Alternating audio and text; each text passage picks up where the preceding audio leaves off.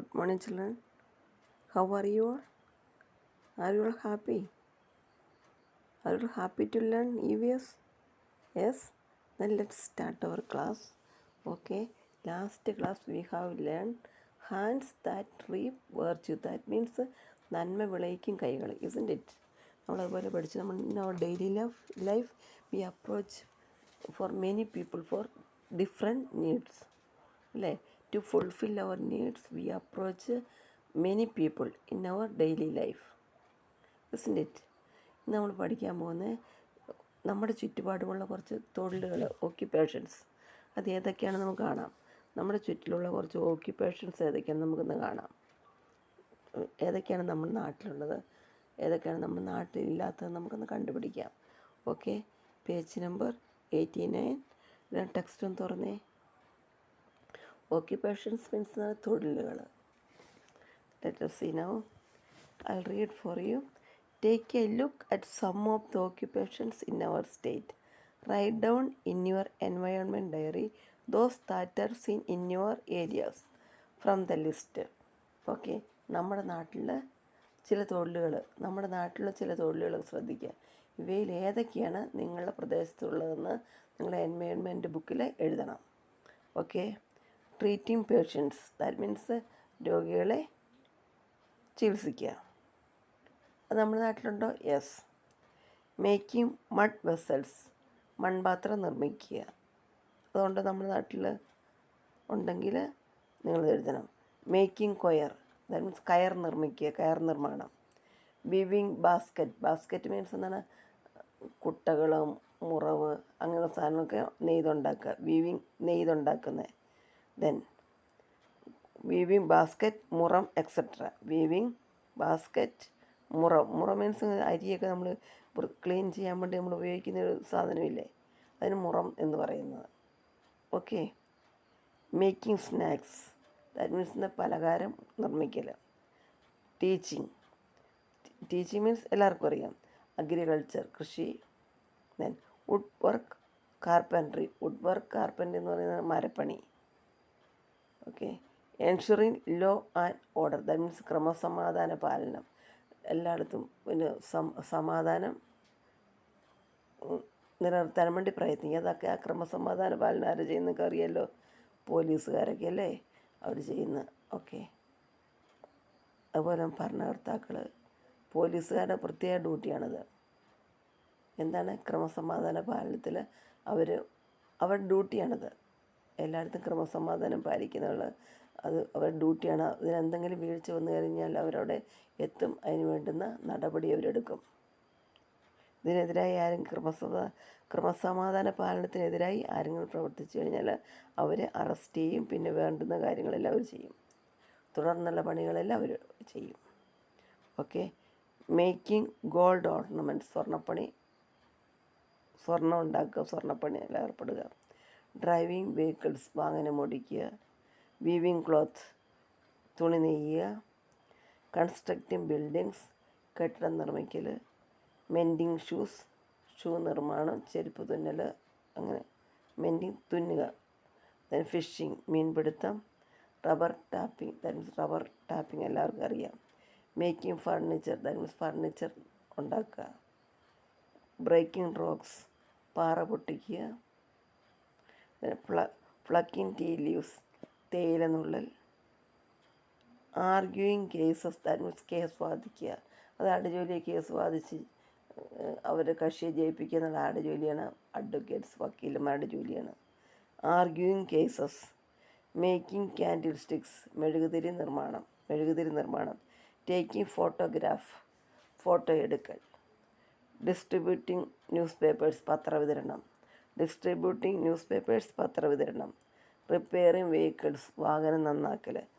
ഇതെല്ലാം നമ്മുടെ നാട്ടിലുള്ളതാണോ? ആണെങ്കിൽ നമ്മൾ നമ്മുടെ ബുക്കിലേക്ക് എഴുതുക. What other occupations are there in your areas?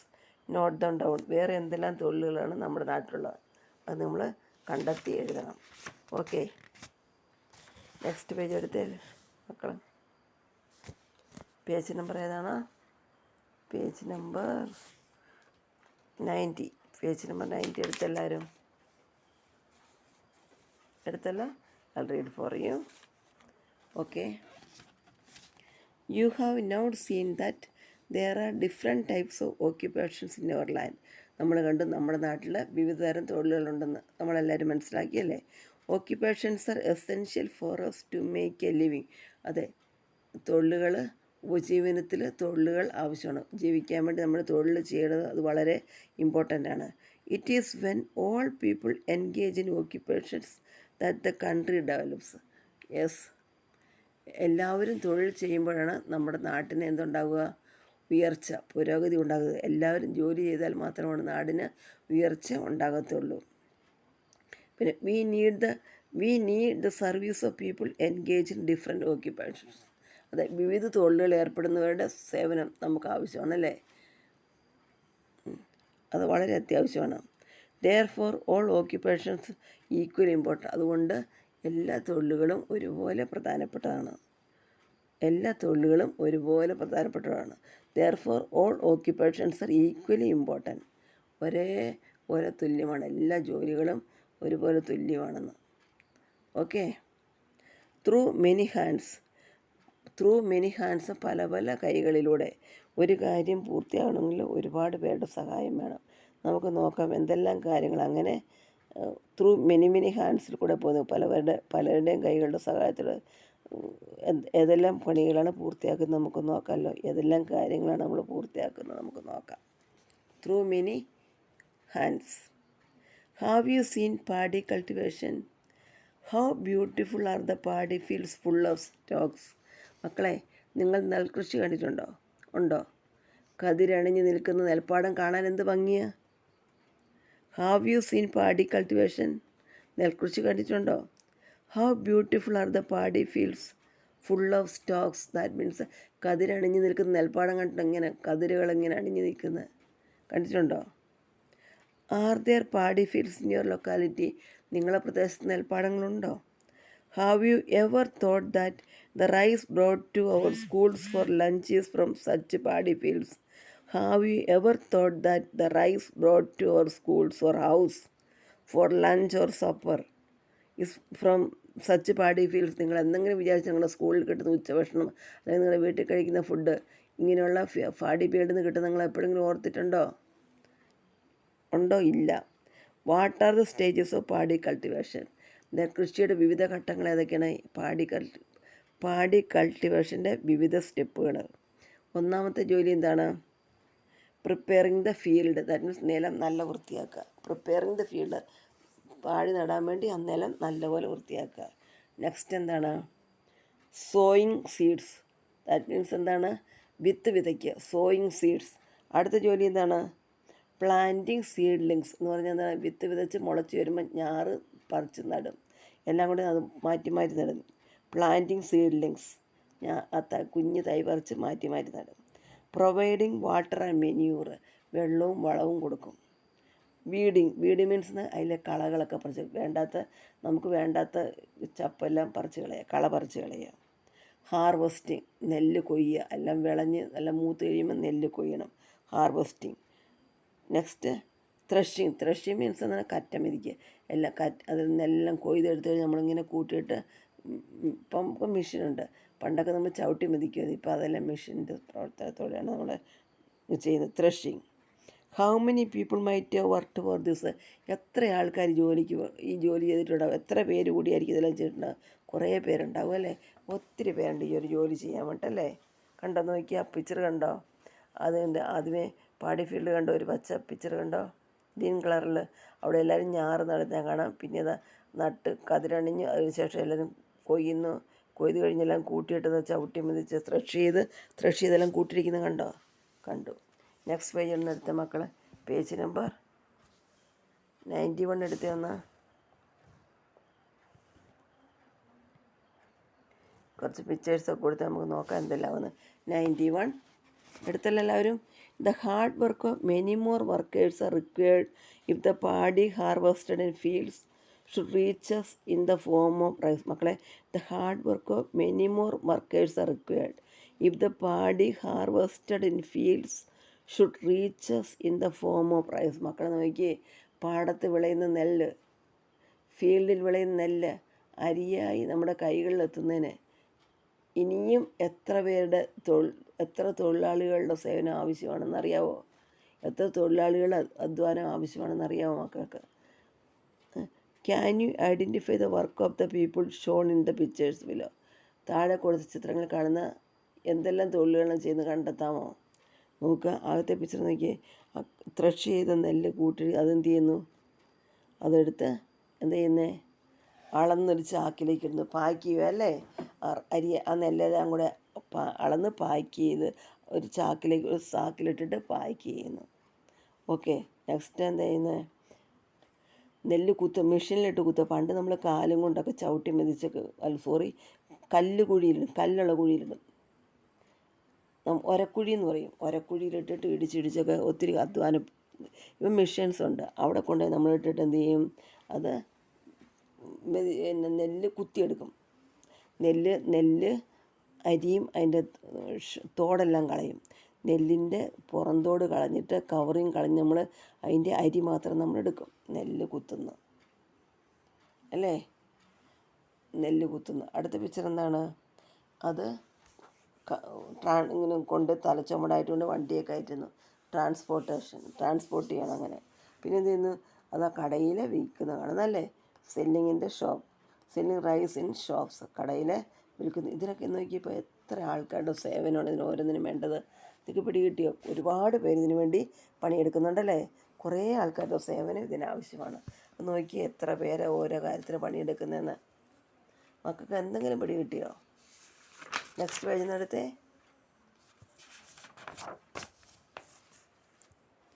Page number എത്ര മക്കളെ? 42. Okay. Similarly, cloth to reach us as a result of the hard work of several people. മക്കളെ, ഇതുപോലെ വസ്ത്രം നമ്മുടെ കൈകളിലെത്തുന്ന നിരവധി ആളുകളുടെ പ്രയത്നപരമാണ്. നമ്മളിടുന്ന ഈ ഡ്രസ്സുകൾ, നമ്മൾ നല്ല നല്ല ഫ്രോക്കുകൾ, അല്ലെങ്കിൽ നമ്മളിടുന്ന ലാച്ചയോ, നമ്മളിടുന്ന എന്തെല്ലാം ഡ്രസ്സുണ്ട്, മ്യൂസിയമൊന്നും അറിയില്ല, പേരുകളെ അറിയില്ല. ഇതൊക്കെ എത്ര പേര് കഠിനാധ്വാനത്തിൻ്റെ ഫലമായിട്ട് ഇങ്ങനെ രൂപത്തിലെത്തുന്നു നമ്മൾ ആരെങ്കിലും ചിന്തിച്ചിട്ടോ? ഇല്ല, ഒരിക്കലും ഇല്ല. നെവർ, നമ്മൾ ഒരിക്കലും ചിന്തിച്ചിട്ടില്ല. From separating cotton from cotton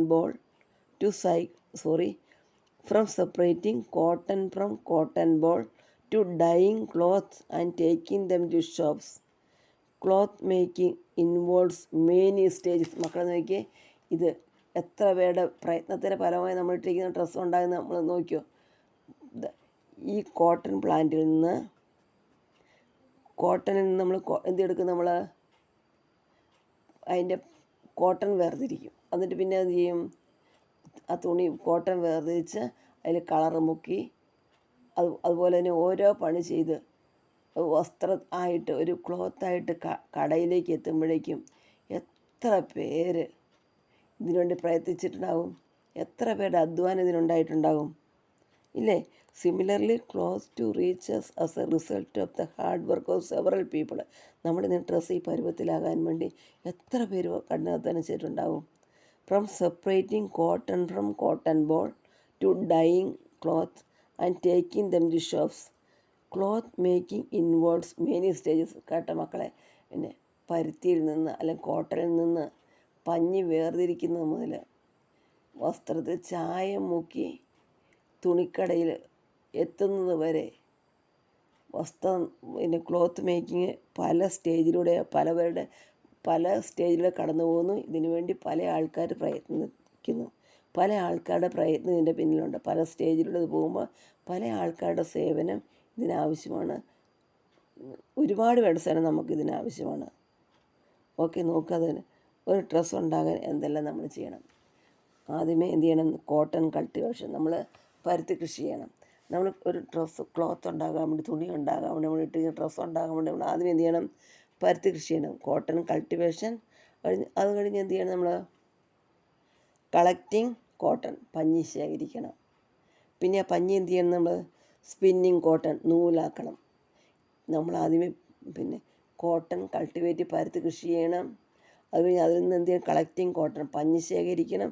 പഞ്ഞി എന്ത് ചെയ്യണം? സ്പിന്നിങ് കോട്ടൺ, പഞ്ഞി നമ്മൾ നൂലാക്കണം. പിന്നെ എന്തിന്? മിക്സിങ് ഡൈസ്, പിന്നെ ചായം മുക്കണം. പിന്നെ എന്ത് ചെയ്യണം? വീവിങ് ക്ലോത്ത്, വസ്ത്രം ഉണ്ടാക്കണം. വസ്ത്രം നെയ്തെടുക്കുക. വസ്ത്രം നെയ്യൽ, അതിനുശേഷം ടെക്സ്റ്റൈൽ ബിസിനസ്, ദാറ്റ് മീൻസ് തുണിക്കച്ചവടം. പിന്നെ ഇതെല്ലാം തുണിക്കച്ചവടം. നെക്സ്റ്റ് എന്താണ്? സ്റ്റിച്ചിങ് ഗാർമെൻറ്റ്സ് എന്ന് പറഞ്ഞാൽ വസ്ത്രം തയ്ക്കൽ. സ്റ്റിച്ചിങ് ഗാർമെൻറ്റ്സ് നോക്കി. അപ്പോൾ എത്ര ഇതിലൂടെ കടന്നു പോകുന്നു നോക്കി. ഒരുപാട് കൈകളിലൂടെ കടന്നു പോയിട്ടാണ് നമ്മളിടുന്ന ഈ ഡ്രസ്സുകൾ ഈ പരുവത്തിലെത്തിയത്. എനിക്കിതുവല്ല മനസ്സിലായോ?